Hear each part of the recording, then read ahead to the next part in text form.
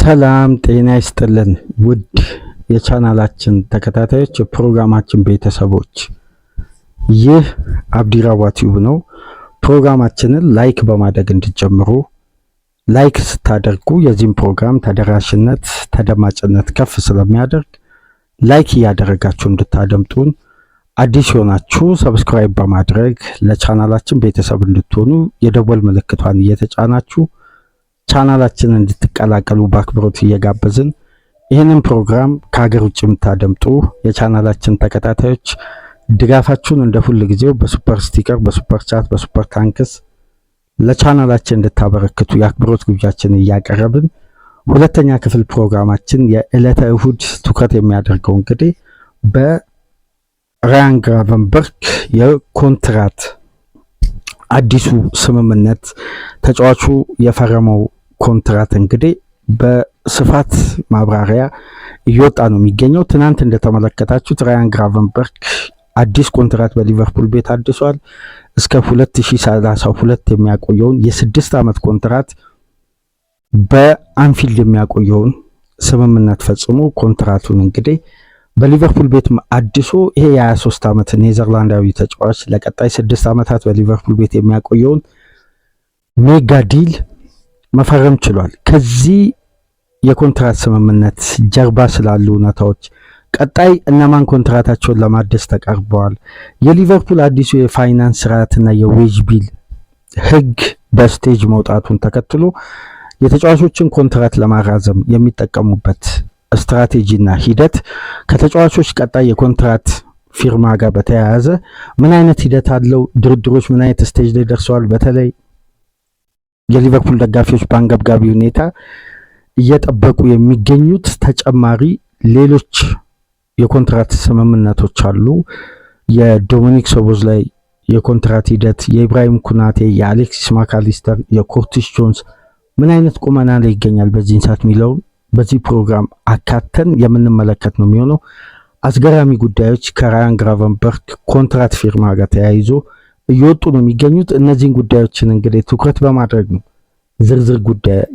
ዝርዝር ነጥቦችን በዚህ ፕሮግራም የምንወያየው። ከዚህ ፕሮግራም ቀደም ብሎ የሚካኤል አርቴታ አርሴናል ለአራት ውድድር የሚያደርገውን ጉዞ በተመለከተ ቆይታ አደረግን። ከዚህ ፕሮግራም በመቀጠል ትናንት የተደረጉ የኤፍኤ ካፕ ጨዋታዎች ቼልሲና ሲቲ ወደ ቀጣዩ ዙር አሸንፎ የተሻገሩበትን፣ ባርሳ በላሊጋ ድል በማድረግ በድጋሚ ነጥቡን ወደ 4 ያሰፋበትን፣ ዛሬ የሚደረገው የሳንሴሮ ደርቢን በተመለከተ ጠቅለል አድርገን ቅድመ ጨዋታ ነጥቦች፣ ድረ ጨዋታ ውይይቶች ላይ ቆይታ የምናደርገውን ፕሮግራም ከዚህ በመቀጠል ይዘንላችሁ እንመጣለን። ይሄ ፕሮግራም ግን ትኩረት የሚያደርገው ሰፋ አድርገን መወያየት ያለብንና የሊቨርፑል ደጋፊዎች ማወቅ የሚገባቸው እውነታና ትክክለኛውን መረጃ እንግዲህ ማግኘታችንን ተከትለን እንግዲህ በዚህ ፕሮግራም ዝርዝር ነጥቦችን የምናነሳ ይሆናል። ራያን ግራቨንበርክ ለቀጣይ 6 ዓመት ይሄ ኔዘርላንዳዊ በአንፊልድ ቆይታ የሚያደርግበትን ጠቀም ያለ ደሞዝና ትልቅ ቦነስ የተካተተበት የ6 ዓመት ኮንትራት በሊቨርፑል ቤት ፊርማውን ማኖር ችሏል።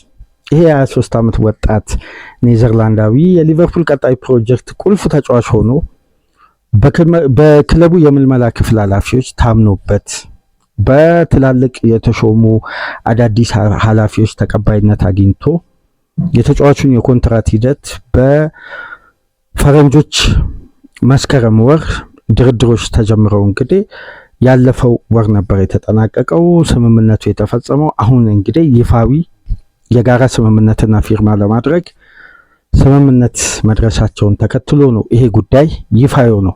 ነገር ግን ከበስተጀርባ ያሉ እውነታዎች ሊቨርፑል ካለፉት ጊዜያት ስህተቱ የተማረበት ቅድመ ዝግጅቱን ቀደም ብሎ የማጠናቀቅ ኃላፊነት ግዴታውን እነዛ ውጤታማ በሊቨርፑል በኤርገን ክሎፕ ስኬታማ ውጤታማ ጊዜያትን ሲያሳልፍ ከበስተጀርባው ነው እንደ ኢንጂነር ክለቡን እየገነቡ ለኤርገን ክሎፕ ብቁ በማድረግ በየውድድር ዓመቱ ሊቨርፑል በአማካይ ከኤርገን ክሎፕ ጋር ካሳካው የዋንጫ ስኬት ጋር በአጠቃላይ በየውድድር ዓመቱ አንዳንድ ዋንጫ በአንዳንድ የውድድር ዓመት ደግሞ ከአንድ ዋንጫ በላይ እያሳካ እንዲያጠናቅቅ ምቹን ሂደት ያቀናጁ ባለሙያዎች በአንድ ወቅት እንግዲህ አብዛኛው ከስራቸው ለእረፍት መልቀቃቸውን ተከትሎ በአንገብጋቢ ሁኔታ ከተከፈቱ ትላልቅ ክፍተቶችና አለመረጋጋት ከፈጠሩ ጉዳዮች መካከል የተጫዋቾች የኮንትራት ጉዳይ ነበር።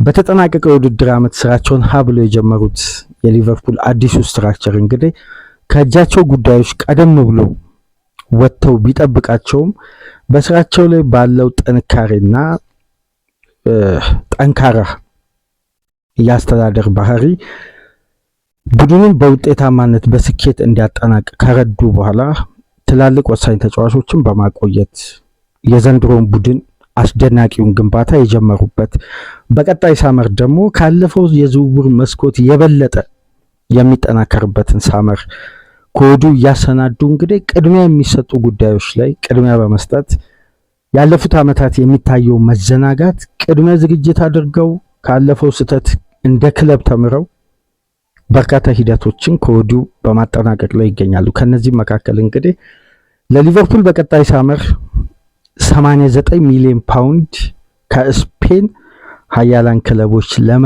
ለማቅረብ ዝግጅት የተጠናቀቀበትን የራያን ግራቨንበርክን የኮንትራት ሂደት ቀደም ብለው ከተጫዋቹ ጋር ስምምነት ከተወካዮቹ ጋር በመፈጸም የሪያል ማድሪድ እና የባርሳን ፍላጎት በገታ መልኩ ይሄ ተጫዋች በሊቨርፑል ቤት ለ6 ዓመታት የሚያቆየውን ኮንትራት መፈረም ችሏል።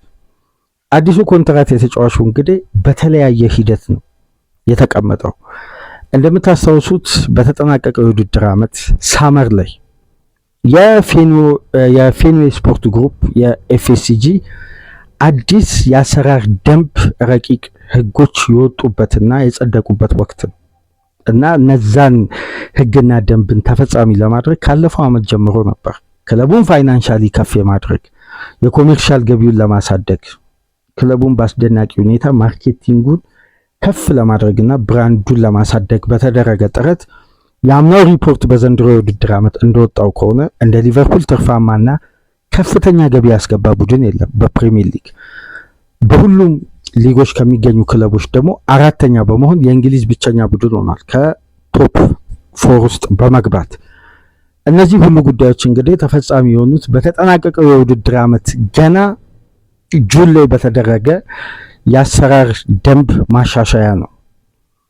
እንግዲህ ከሜዳ ውጭ ያሉ ጉዳዮችን በስኬት ሲያጠናቅቁ ወደ ሜዳ ውስጥ ስኬት ትኩረታቸውን ሲያደርጉ የመጀመሪያው ጉዳይ እንግዲህ ከጸደቁ ህጎች መካከል የሊቨርፑል የዌጅ ቢል ስርዓት ማሻሻያ ነው። ወቅቱን ባገናዘበ መልኩ የክለቡን ፋይናንስ እና ኢኮኖሚ በማይጎዳ ሁኔታ የወትሮን አሰራር ሰልፍ ሳስቴኔቢሊቲን በማይጋፋ መልኩ በተደራጀ የፋይናንስ አቅምና ገቢ ክለቡን በማሳደግ በተመሳሳይ የተጫዋቾችን ፐርፎርማንስ በተመለከተ ከፍተኛ የደሞዝ መሻሻልና በተጠናቀቀው የውድድር ዓመት ሊቨርፑል በሊጉ ሻምፒዮን ሲሆን ከፍተኛ ቦነስ ለተጫዋቾች ጉርሻ በመክፈልም ተጫዋቾችን በከፍተኛ ሁኔታ ያስደሰተና ያልጠበቁትንም ቦነስ አግኝተዋል። ይሄ ቦነስ ደግሞ በዘንድሮ የውድድር ዓመት የወጣውን ሪፖርት ባለፈው ወር ስንመለከት ሊቨርፑል ዌጅ ቢሉን ከፍ ካደረጉ ጉዳዮች መካከል መጀመሪያ ለተጫዋቾች ቦነስ የከፈለው ስኬታማ ስለሆኑ ከፍተኛ ክፍያ እንደሆነ በስፋት ተነስቷል። ታዲያ ከነዚህ ከተሻሻሉ ረቂቅ ጉዳዮች መካከል የመጀመሪያው በተጫዋቾች ብቃትና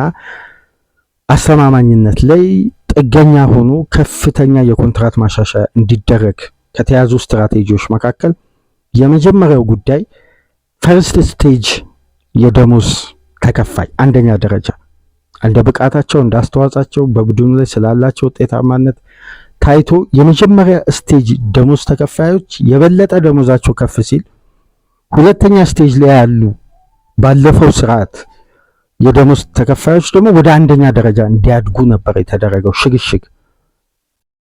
አንደኛው የበለጠ ደሞዙ ተሻሽሎለት፣ ሁለተኛው ይሄ የተደረገው ሽግሽግ አንደኛ ላይ ያለው ከፍ እንዲል፣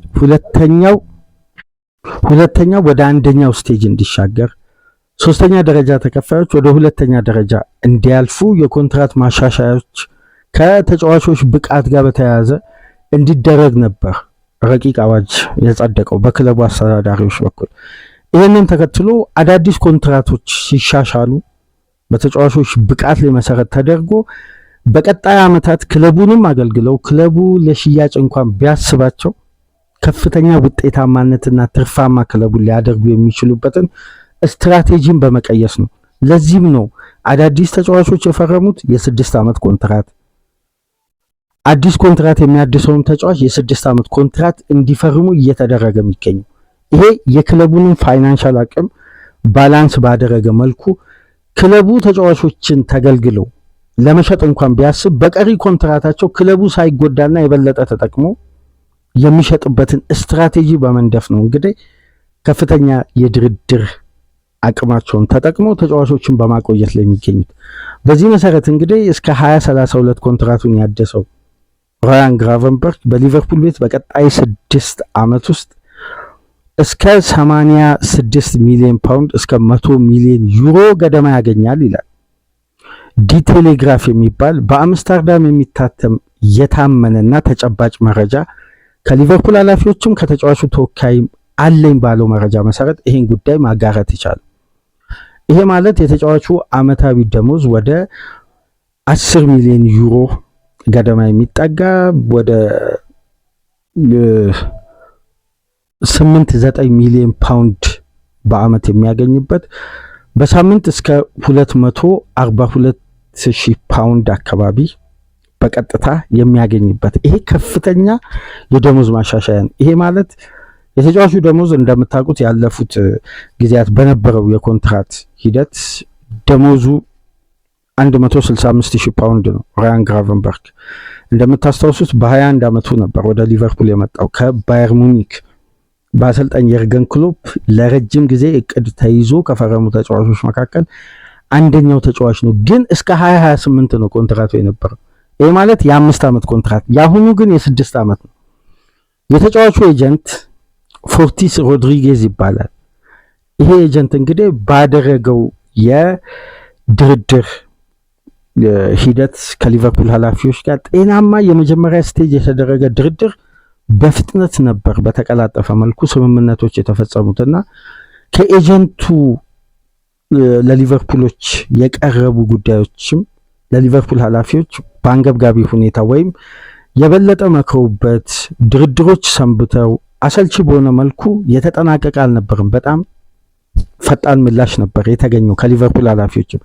ምክንያቱም የተጫዋቹ እድሜ በቀጣይ ዓመታት ክለቡን የሚያገለግልበት መንገድ ወደ መጨረሻ እንኳን ወደ 2029 2030 አካባቢ ወደ ኮንትራቱ ማብቂያ እንኳን ተጫዋቹ ሊቨርፑል አውጥቶ ሊሸጥ ቢልም በቀሪ ኮንትራቱ ክለቡን በማይጎዳ መልኩ በፋይናንስ ስትራቴጂ ተጠንቶ ክለቡ 2028 2029 ላይ ለሽያጭ እንኳን ቢያወጣ እስከዛም ወቅት ድረስ ኮንትራቱ ላይ የሰፈሩ ጉዳዮችን ሊቨርፑል ተፈጻሚ ሲያደርግ ያወጣቸውን ኢንቨስትመንቶችን በሚተካ በተቃራኒ ታሳቢ ተደርጎ የተደረገ የኮንትራት ስምምነት ነውና ሊቨርፑልም ራያን ግራቨንበርችም በእኩል ባላንስ የሚጠቀሙበት የኮንትራት ስምምነት ነው እንግዲህ ተፈጽሞ ተጫዋቹ ኮንትራቱን በሊቨርፑል ቤት እስከ 2032 ለ6 ዓመት መፈረም ይቻላል። ልብ ብላችሁ እዚህ ጋር ከተመለከታችሁ ኢሳቅ እስከ 2032 ነው የፈረመው። ዊድዘ እስከ 2032 ነው የፈረመው። ፍሪፖንግ፣ ሜሎስ ኬርኬዝ እነዚህ ተጫዋቾች በዘንድሮ የውድድር ዓመት ሂጎ ኤኪቲኬን ጨምሮ ክለቡን የተቀላቀሉ በዚህን ዓመት የኮንትራት ሂደት ነው ክለቡ ላይ ለመቆየት የተስማሙት። አሁን በቅርቡ በጥር የዝውውር መስኮት ያስፈረሙት ጀረሚ ጃኩም እስከ 2032 ነው ኮንትራት መፈረም የቻለው። እያንዳንዱ ስትራቴጂ ስታዩ የሊቨርፑል ግንባታ እድሜ 25 ዓመት ከፍተኛው ጣሪያ ነው። ከዛ በታች ባሉ ተጫዋቾች ላይ ነው ከፍተኛ ኢንቨስትመንትና የኮንትራት ማሻሻያ እየተደረገ የሚገኝ። በፕራይም ታይማቸው ላይ የሚገኙ ተጫዋቾች 25 ዓመታቸው ላይ የሚገኙ ተጫዋቾችን በተመሳሳይ ኮንትራት ነው የሚፈርሙት።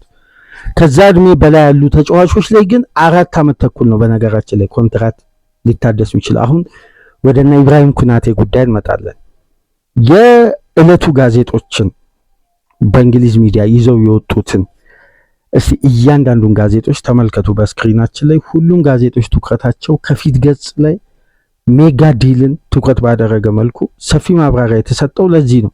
ግራቨንበርክ በአመት የሚያገኘው ደሞዝ ከ165,000 ፓውንድ በአንዴ ወደ 250,000 ፓውንድ የሚጠጋ ሳምንታዊ ደሞዝ ወደ 80,000-90,000 ፓውንድ ማሻሻያ ነው። ይሄ ማለት ፕሮጀክቱን ነው በግልጽ ከፊት ለፊት የሚያሳየው። እድሜው ገና 23 ነው። ሊቨርፑል ካሁን በኋላ በአማካይ ስፍራ ይሄን ተጫዋች በትንሹ ለዚህ ሙሉ ለ6 ዓመት ኮንትራት መጠቀም ይችላል በቦታው ላይ እና ተጫዋቹ በሊቨርፑል ቤት ባሳየው እድገትና ብቃት ይሄን ኮንትራት ሊያገኝ እንደቻለና አስደናቂ ብቃቱን ከግምት ውስጥ በማስገባት ይሄን የቀድሞው የባየር ሙኒክ አማካይ የአያክስ አምስተርዳም የአካዳሚ ውጤት የሆነውን ተጫዋች ኮንትራት እንግዲህ በእንዲህ አይነት መንገድ ከፍተኛ ሰከንድ ስቴጅ ገብቷል። አሁን ራያን ግራቨንበርክ ካለፈው ስትራቴጂ ሰርድ ስቴጅ ላይ ከነበሩ ደሞዝ ተከፋዮች አሁን ወደ ሰከንድ ስቴጅ አድጓል። ታዲያ በስክሪናችን ላይ ከተመለከታችሁት ጋዜጦች መካከል አንዱ ጋዜጣ ምናልባት ከዚህ በፊት አሳይተናችሁ ወይም ለማብራሪያነት ከመረጥናቸው ጋዜጦች ውስጥ የተለየ ጋዜጣ የሃንጋሪ ጋዜጣ ነው። ከትናንት ምሽት ለዛሬ እትም የሚበቃ ቀደም ብሎ የሚለቀቅ የሃንጋሪ ጋዜጣ ይዞ በወጣው መረጃ መሰረት ስለ ዶሚኒክ ሶቦስላይ የኮንትራት ሂደት አገኘ ያለው መረጃ በዚህ ጋዜጣ ላይ አጋርቷል። የመጀመሪያው ነጥብ በጋዜጣው ላይ የተነሳው ዶሚኒክ ሶቦስላይ በሊቨርፑል ቤት ይቆያል አይቆይም፣ የመቆየቱ እድል ከመልቀቁ በላይ በጣም ሰፊ ነው ይላል። አንደኛው ጉዳይ ልክ ቅድም እንደተወያየ ነው የራያን ግራቨንበርክ የኮንትራት ሂደትና ተጫዋቹ የፈረመበት ስቴጅ ሰከንድ ስቴጅ ላይ መድረሱን ተከትሎ የበለጠ የነ ዶሚኒክ ሶቦስላይ አይነት ተጫዋች ደግሞ ኮንትራቱን ሲያድስ አሁን ከሚያሳዩት ብቃት በየአመቱ ካሳደጉት የቡድን አስተዋጽኦና የዘንድሮ የውድድር ዓመት የተጫዋቹ ፐርፎርማንስ አስደናቂ መሆኑን ተከትሎ ሊቨርፑሎች ፈርስት ስቴጅ ደሞዝ ተከፋይ በአዲሱ ድርድር ላይ ከሚያደርጋቸው ተጫዋቾች መካከል አንዱ ዶሚኒክ ሶቦስላይ። ይሄ ማለት ደግሞ የተጫዋቹ ደሞዝ የሰከንድ ስቴጅ ከፍተኛው ጣሪያ የደሞዝ ክፍያ 250,000 ፓውንድ ነው። በዛ ስቴጅ ደረጃ ግራቨንበርክን ለ6 ዓመት አስፈረሙ። የአንደኛ ስቴጅ ደሞዝ ተከፋዮች ደግሞ በክለቡ ከ250,000 ፓውንድ በላይ ያሉ ናቸው በሳምንት። አሁን ቫንዳይክ እና መሐመድ ሳላ የሚገኙበት ኤኬቲኬ፣ ኢሳቅ፣ ዊዘ ሰከንድ ስቴጅ ላይ ነው የሚገኙት። አብዛኛው ተጫዋቾች ከ200 እስከ 250,000 ፓውንድ ውስጥ ነው የሚገኙት። የደሞዛቸው ከነ ጥቅማ ጥቅሙ የተለያየ ክፍያ ስላለው ጥርት ያለ ኔት ሳምንታዊ ደሞዛቸው እንግዲህ እንደሚባለው ከሆነ የኢሳቅም የዊዘም ትንሽ ሺህ ፓውንዶች ነው ልዩነት። ዊዘ 220,000 ፓውንድ፣ ኢሳቅ 240,000 ፓውንድ ገደማ ሳምንታዊ ደሞዛቸው። ግን ጥቅማ ጥቅሙና ቦነሱ በጣም ሰፊና ከፍተኛ በውጤት ላይ መሰረት ያደረገ ጥቅማ ጥቅም ያገኛሉ ሁለቱ ተጫዋቾች እና አሁን ራያን ግራቨንበርክ ሰከንድ ስቴጁን ተቀላቅሏል። ዶሚኒክ ሶቦስላይ ፈርስት ስቴጁን ሲቀላቀል እስከ 300,000 ፓውንድ 280,000 ፓውንድ ገደማ በሊቨርፑል ቤት የሚያገኘው የ6 ዓመት ኮንትራትና ይሄ ተጫዋች በኮንትራት ስምምነቱ ላይ የአምበልነትም ድርሻ ቀርቦለት ድርድሮች በጣም በተቀላጠፈ ሁኔታ ልክ እንደ ራያን ግራቨንበርክ እየተጓዙ ነው የሚገኘው ይላል። ይህን ዘገባ ደግሞ ይዞ የወጣው ፖል ጆይስ እና የአትሌቲክሱ ታማኙ ዘጋቢ ጄምስ ፒርስ ናቸው። ሁለቱም የተዘገቡት በዘ ታይምስ እና ዘ አትሌቲክስ ነው። በእንግሊዝ የበለጠ ተቀባይነት ያላቸው ሁለት ታላላቅ ሚዲያ በእግር ኳሱ ዘርፍ ደግሞ የታመነና የተጨበጠ መረጃ በማውጣት የሚታወቁ።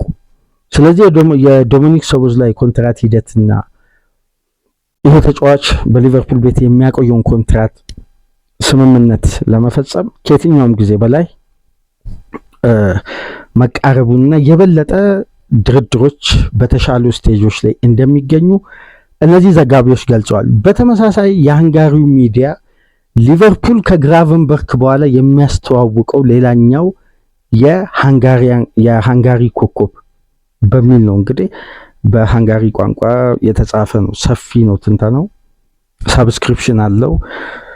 ስፖርት ሃንጋሪ የሚል ነው። ገብታችሁ በኤክስ ገጽ መረጃውን ትንተናውን በደንብ መመልከት ትችላላችሁ። ሰፊ ትንተና ነው። ግን ሁለት ጉዳዮች ከሰሞኑን በሶሻል ሚዲያ እየተዘዋወረ ነው። አሁን የሊቨርፑል ደጋፊዎችን የሚያረጋጋ ዘገባ ሁለት የእንግሊዝ ሚዲያዎች በፖል ጆይስ እና በጄምስ ፒርስ አማካኝነት ይፋ ይሁን እንጂ ከቀናት በፊት አንድ ጉዳይ ሲዘዋወር በደንብ አስተውላቸዋል ብዬ አስባለሁ። ዶሚኒክ ሶቦስላይ በ433 433 ፔጅ የወጣ ተጫዋቹን ከሪያል ማድሪድ ጋር ሊንክ ያደረገ ዘገባን በኢንስታግራም ገጹ ላይ ላይክ አድርጓል። ይሄ 100% የተረጋገጠ ነው። ገብቼ መመልከት ይያለሁ። በዘገባዎች ላይ የወጣሁትንም መመልከት ይያለሁ። በተመሳሳይ ከማርካ የወጣውን መረጃ ላይክ አድርጓል።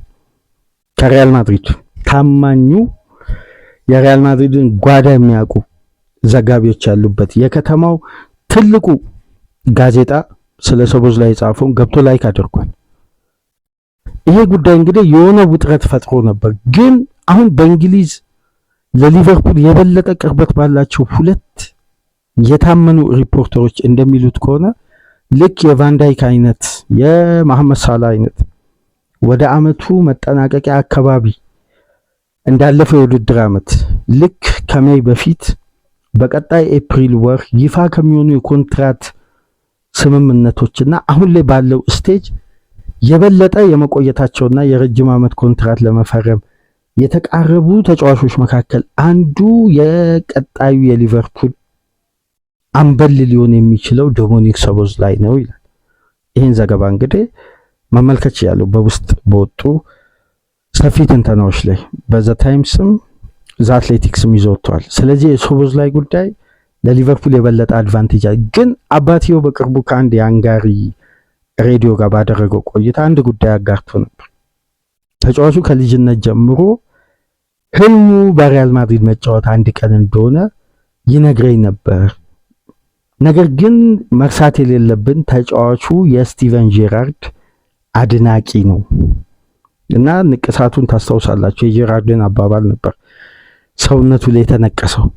ስለዚህ ጉዳዮች እንግዲህ ኦፊሻሊ ኮንፈርም እስከሚሆኑ ድረስ አሁን ላይ ባለው ስቴጅ ሶቦስላይ በሊቨርፑል ለቀጣይ 6 ዓመት የሚያቆየውን ኮንትራት ለመፈረም ወደ ፋይናል ስቴጅ ድርድሮች እየተጠጉ መሆናቸውን ነው የተገለጸውና ሶቦስላይ ወደ መደብ 1 ደሞዝ ተከፋዮች በቀጥታ ያልፋል እና ይሄ በሊቨርፑል የፋይናንስ ስርዓት ላይ አዲስ ለውጥ፣ አዲስ መሻሻል፣ የኮንትራት ሂደት ድርድሮች ላይ ከሚደረጉ ማሻሻያዎች መካከል አንዱ ይሄ ነው። እንደምታውቁት የራያን ግራቨንበርግ ኤጀንት ሆዜ ፎርቶስ ሮድሪጌዝ የሚባለው ኤጀንት የበለጠ በተጫዋቹ ጥቅም ላይ ከፍተኛ ድርድር አድርጎ ነው እንግዲህ ይህን ያክል ኮንትራት ራያን ግራቨንበርግ ለመፈረም የቻለውና ቀጣዩ ፈራሚ ይሆናል ተብሎ የሚጠበቀው እንግዲህ ዶሚኒክ ሶቦስላይ ነው። ታዲያ የአሌክሲስ ማካሊስተር እና የኢብራሂም ኩናቴ ጉዳይ አሁን ላይ ትኩረት እያገኘ የመጣው የሁለቱም ጉዳይ የድርድሩ ሂደት አንዳንድ ውስብስብ ፐርፎርማንስን በተመለከተ እያጠራጠረ የመጣው በተለይ በአሌክሲስ ማካሊስተር በኩል። ምክንያቱም የሊቨርፑል ኃላፊዎች ለተጫዋቾች ኮንትራት ለመስጠት የተጫዋቹ ወቅታዊ ብቃት ነው እንጂ የሚያዩት ተጫዋቹ ለዚህ ክለብ የሚያደርገውን አስተዋጽኦ አይተው እንጂ ተጫዋቹ በደጋፊው ስለተፈለገ የቡድኑ ቁልፍ ተጫዋች ስለሆነ ብቻ ያገኝ አስተማማኝነቱን በዘላቂነት ሳያረጋግጡ ለሳላና ለቫንዳይክ የተሰጠው በነገራችን ላይ ኮንትራት ብቃታቸውን እስከ መጨረሻ ድረስ ተመልክተው ነው።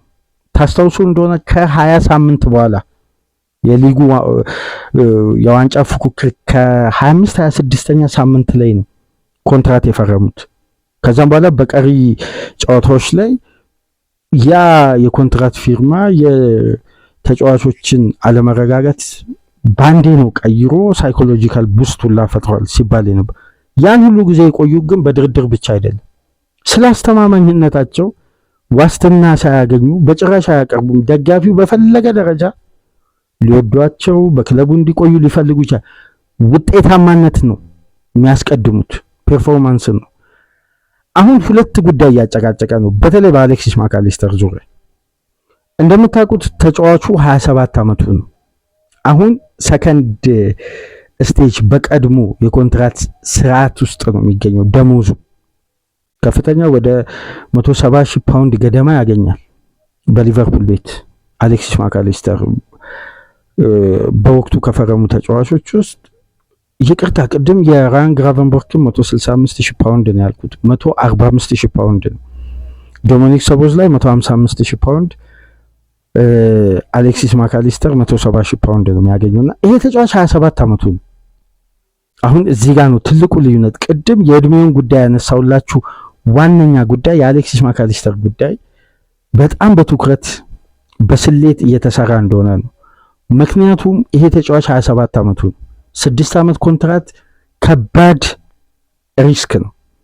ከ30 ዓመት በኋላ ይሄ ተጫዋች በቀሪ 3 ዓመት ኮንትራት የማገልገሉን አቅምና አሁን ላይ ለክለቡ እየሰጠ ያለውን አገልግሎት ከግምት ውስጥ በማስገባት የሪኩፕመንት አባላት የበለጠ በዚህ ተጫዋች ዙሪያ ተጨማሪ የብቃት መለኪያዎችን እየሰሩ ነው የሚገኙት። ስለዚህ ውሳኔው ያለው በሊቨርፑል እጅ ነው።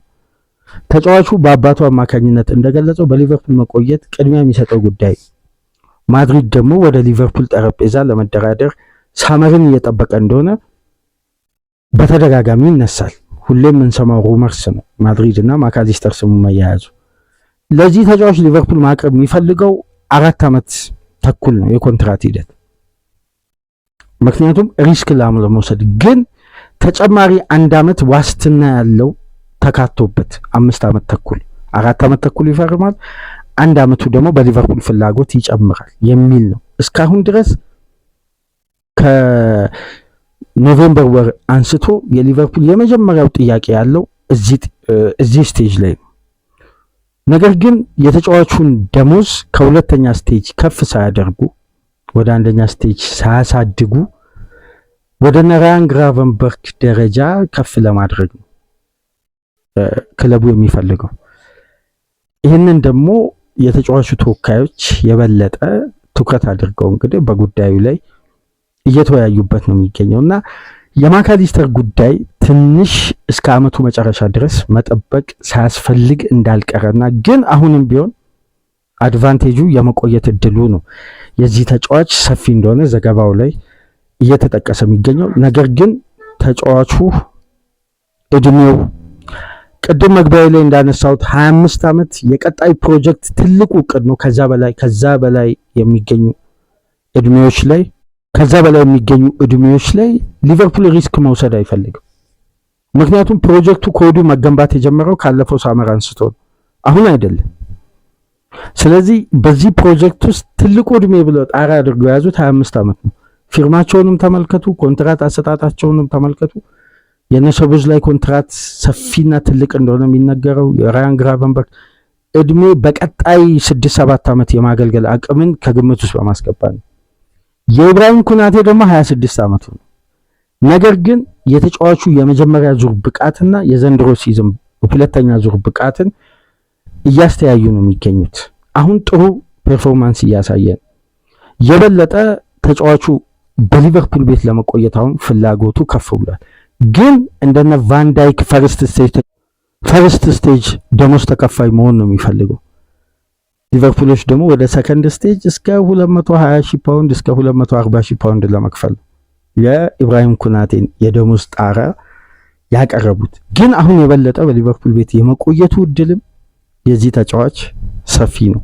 ምናልባት ውድድር ዓመቱ ሳይጠናቀቅ የሰቦዝ ላይና የኩናቴ ልክ እንደ ሳላና ቫንዳይክ አዲስ ኮንትራት ያደሱበትን ሂደት ልናደምጥ እንችላለን።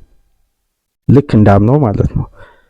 እስካሁን ድረስ ያለው ይሄ ነው። ግን የማካሊስተርና የኮርቲስ ጆንስ ጉዳይ በአመቱ መጨረሻ የሚወሰን ይሆናል። እስካሁን ድረስ ተጨባጩ ጉዳይ በሊቨርፑል ለማቆየት በሊቨርፑል አድቫንቴጅ ውስጥ ነው የሚገኘው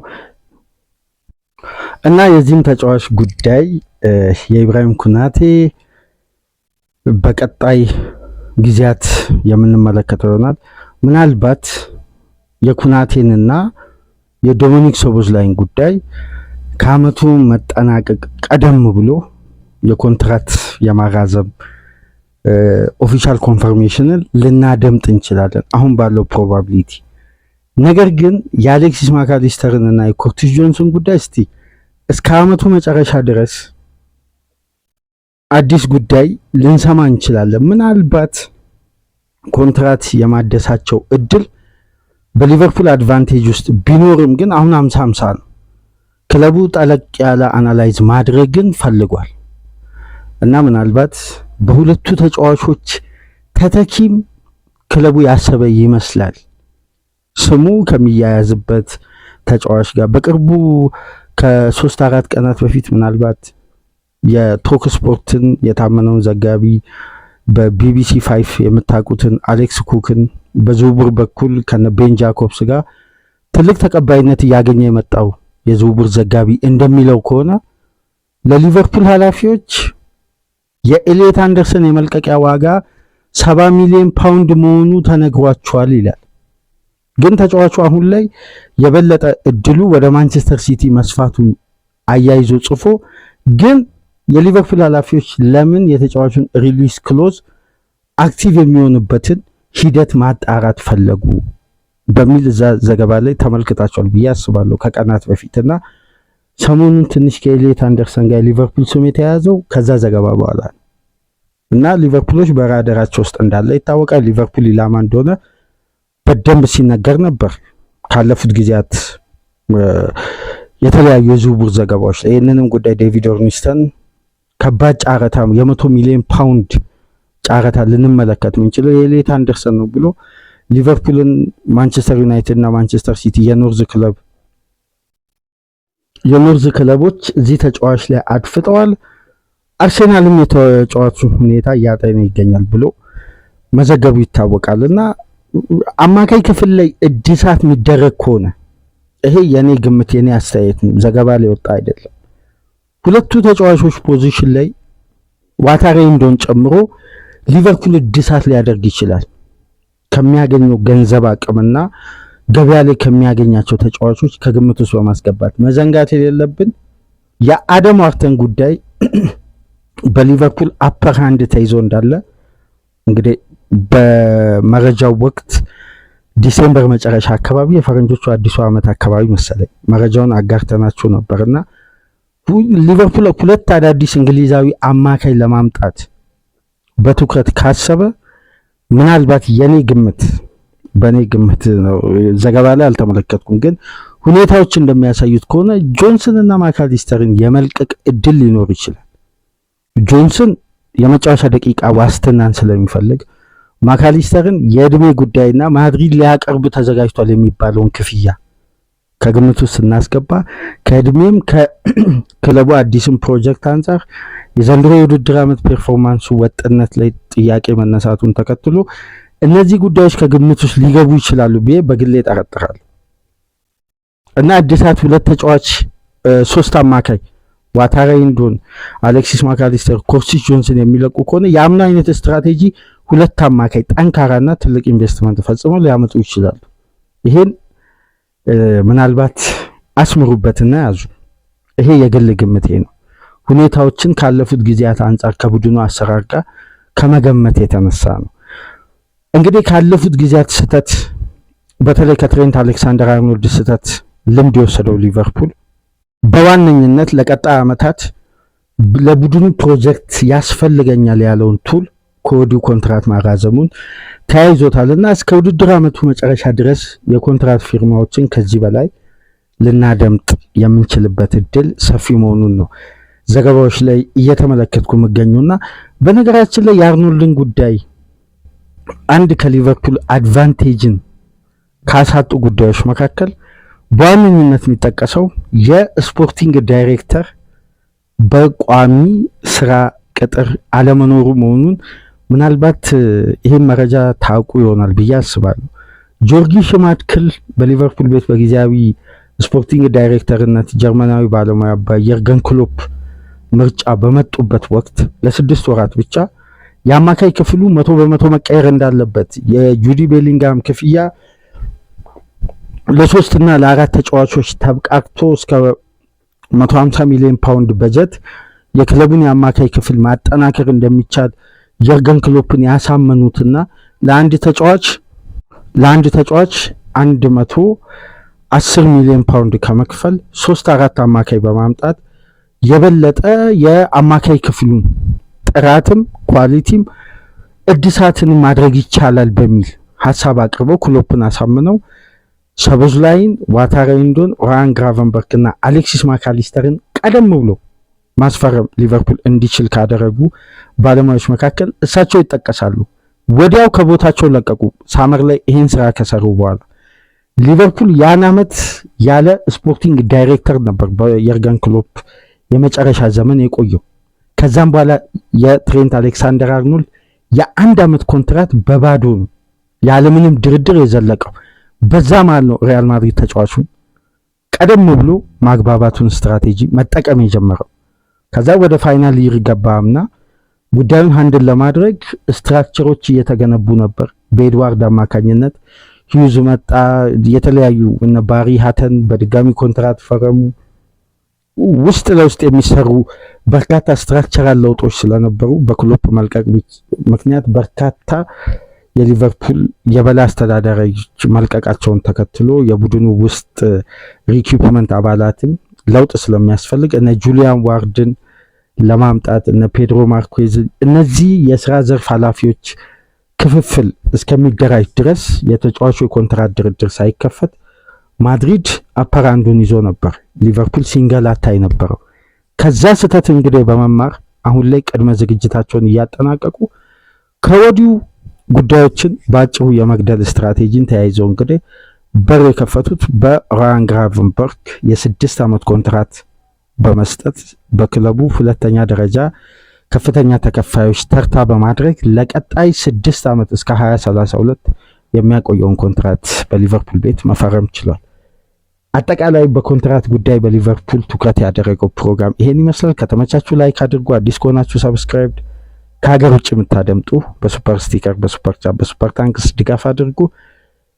የቅዳሜን አክሽን ኤንድ ሪያክሽን የእሁድን ፕሪቪው የሚይዝ ፕሮግራም ከዚህ በመቀጠል ወደ እናንተ ይዘን እንመጣለን። እስከዛው ድረስ ሰላም ቆዩ።